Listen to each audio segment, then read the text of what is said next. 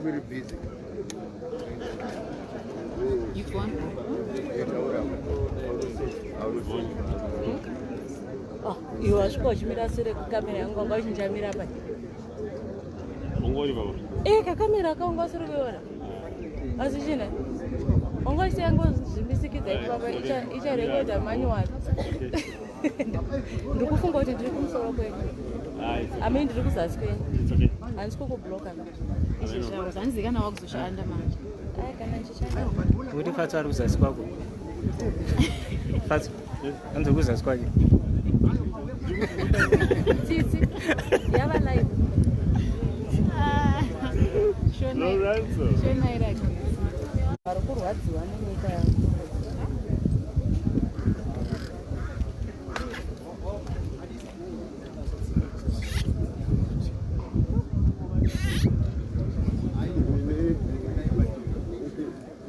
What did you stick?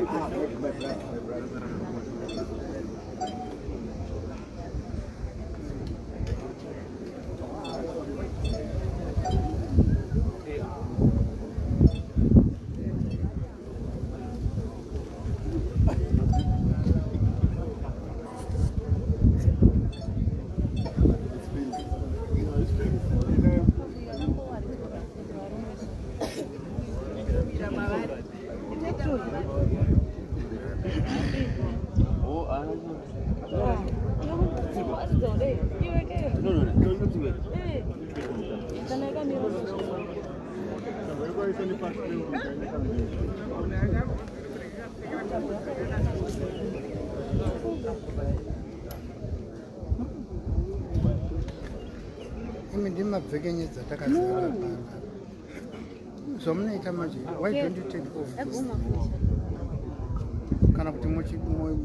Because in the church because in the camera.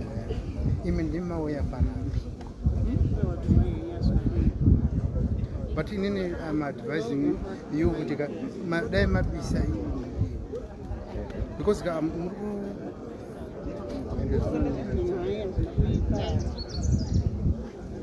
not nice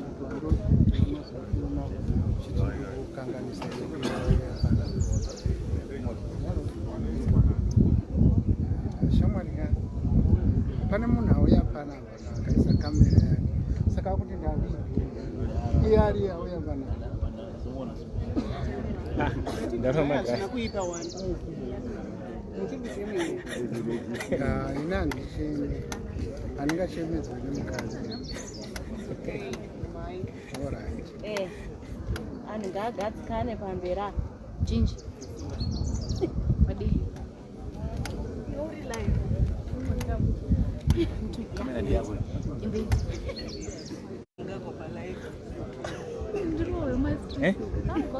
Thank you very much, colleagues. First of all, I want to start by apologizing.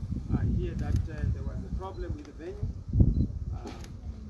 Just to depict the kind of challenges we have in this country, that you always struggle to even secure a venue. I'm told that most of the hotels have been threatened and have been put on notice that if you're going to tolerate the CCC, and in particular Mr. Chamisa, in his program, there will be trouble. So I must apologize because we're supposed to start right on time.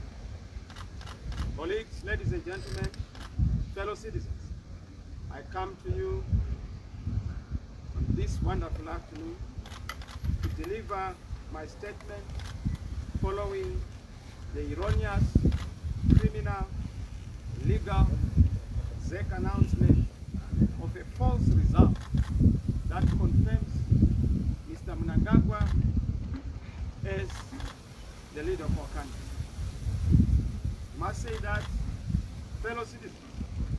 Zimbabwe. You vote even against or something that has never happened in the history of our country, that we are forced to embark on night vigil as you wait to cast your vote. But I would like to thank all of you, citizens of Zimbabwe and the citizens of the world, particular committee, fellow citizens and citizens of the world.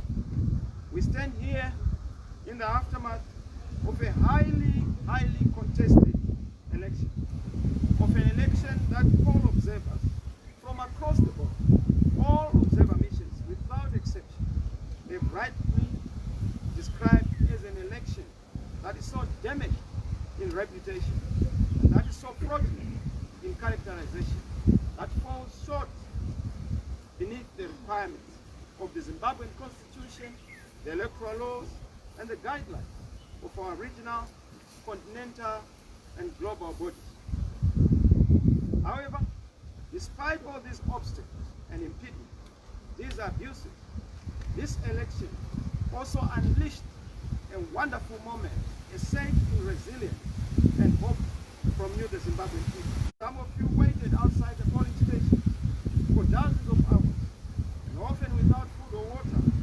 Some of you braved illegal intimidation and threats that no free person should have been subjected to or could endure. I also want to particularly note that one Zimbabwean died in the queue as state voters. That has never happened. ZANU-PF had their own primary election. There was not a single assisted voter in that primary election. And guess what? 5,000 people voted. Now, over 15,000 people voting, but 3,500 assisted voters. Why are they assisted voters? Because they were forced to say, go and tell those who are conducting the polling that you are not able to read or write and you can't vote for yourself. So that we vote for you, we don't trust you. Those votes are votes that would ordinarily have gone. The election process in Zimbabwe was shamelessly flawed, violated the Constitution of Zimbabwe, as well as the electoral laws of our republic. There was therefore an illegality and criminality in the conduct of ZEC and all the polling officers and officials at secondary level and at council level. And I want to thank you and congratulate you for that resilience, particularly across the whole country, especially in the urban areas and in the rural areas. There are people who are so courageous. They stood and they were able to stand toe-to-toe to the intimidation of FARC and other institutions like ZANU-PF, the terrorist organization, to be able to cast their vote.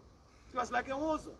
It was like a situation where they have to brave it, particularly in circumstances of intimidation and terror. Let me say that the electoral board, ZEC, regrettably and once again failed to perform its constitutional mandate by not announcing the correct and the accurate results. Notwithstanding the flaws of the election, genuine results should have been announced. And we have the genuine results because we are working on the V11. But they used the V23. And the result from the V23 is not tallying with the results on the V11, particularly for the president, showing you that it was adopted, it was in iron data configured by FAS, because the results from the polling station were transmitted to the FAS headquarters via the presiding office. And this is common cause. And that became our biggest problem. And I've listened, I've watched. Some people are saying, well, there are no V11s. V11s are there. We deployed across the whole country. We were sufficiently represented, even though some of our polling agents were chased away, intimidated, and violated, particularly in Mashonaland Central and Mashonaland East, because those are terror zones where people don't exercise their vote. In fact, in Mashonaland Central, I was getting testimony that people were saying, we did not vote. It was not an election. It was a coercion. So we are still waiting for an election. This one, we're just coerced to vote for ZANU-PF. So it is important that whoever is to sit on the throne of government in this country is aligned in legitimacy. This can only be achieved through respecting what the people voted for, even in an unfree and unfair election such as this one. But more importantly, we want to resolve permanently, comprehensively, and eloquently the problem of disputed elections in Zimbabwe. Until we resolve this issue, we will continue to have a vicious cycle of disputed elections. But for us to be able to move forward, we need to find a permanent answer. Peace. Elections mean credibility. Elections mean legitimacy. As we speak, elections mean war. Elections mean intimidation. That cannot be a civilized affair. That cannot be a civilized expectation. We went into this election conscious of the electoral environment process, particularly the printing of the ballot paper. Can you imagine? People waiting to cast their ballot and they're being told that the ballot paper is being printed. Is in the printing press and wait for it. As it comes, it's still hot. You're supposed to vote. It has never happened. It shows you how shambolic the process was. It was a flawed electoral environment. There was a flawed electoral environment in the sense that there was widespread, particularly in the urban areas, in some parts of the rural areas, widespread suppression of the vote, inflation of the vote, manipulation of the vote, but in rural areas, widespread intimidation of the voters. Why would you need a poll survey at a polling station on a polling day? To do what? To ask what question? But it tells you that we have people who are bizarre, who do not believe in choice and the dignity of the people. They believe in dehumanizing others. And that is an issue to be challenged. And I must say, despite all this, given the assurance that we got from ZEC, we have seen that the election process itself has not passed the test of constitutionality, legality, and legitimacy. You are aware that on the 23rd of August, some people were not allowed to vote. And Harare ended up having a deficit of about 700,000 voters who did not participate in voting. It's legendary. It's almost half of the voters who did not participate. In the rural areas, I've told you about FAS, which is a spooky and bogus outfit created to terrorize, threaten, intimidate people, even interfere with the electoral process, including the printing of millions of full-color print flyers that were dissuading people from voting on the day in question, allegedly and purportedly having been authored by myself. But again, that propaganda shows you that those who authored it knew what they were trying to do, because you must then marry to the issue of ballot papers which were not delivered in time. Therefore, now, let me say, having said this, what are the next steps? What should the nation expect? There's going to be change in Zimbabwe. Whether ZANU-PF people want it or not, it's not going to be easy, but there shall be change. We will not wait for 5 years, there has to be change. That we are rejecting the election as a sham, the result. The process itself, we disregard it, and it's in line with what the SADC observers have said. We reject this sham result and flawed process based on the disputed figures.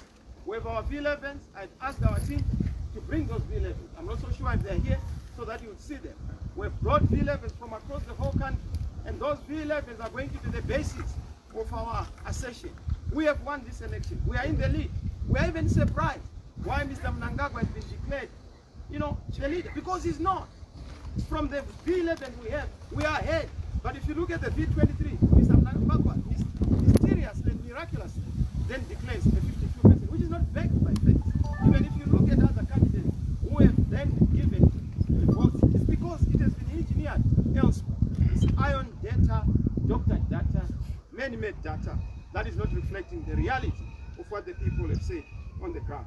As far as we are concerned, a credible election must be declared and honored. A legitimate government and a legitimate president for everyone. Your vote must count. Because some will say, but how are we going to do this? We have 1 million tools at our disposal to achieve our end. We will not repeat the mistake of 2018. We want to make sure that we put finality and full stop to all these tomfoolery games, our country, and we restore democracy, legitimacy, peace, sanity, sanctity of human life, respect of each and every citizen. I ask you leaders, I ask you change champions, I ask you citizens, leaders in the various communities, to be vigilant, to ensure that together the voice of change rings loud. Your voice and your effort shall not be disregarded. We shall not allow that. Let us come together and defend our voice, defend our effort, defend our liberation ideals. One man, one vote.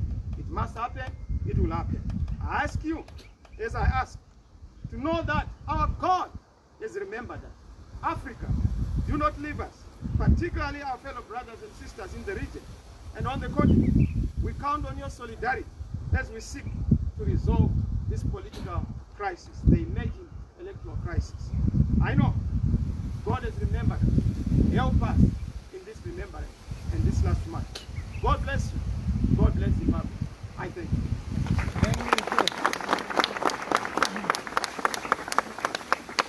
I thank you, members of the press. I would have taken person, but today I just come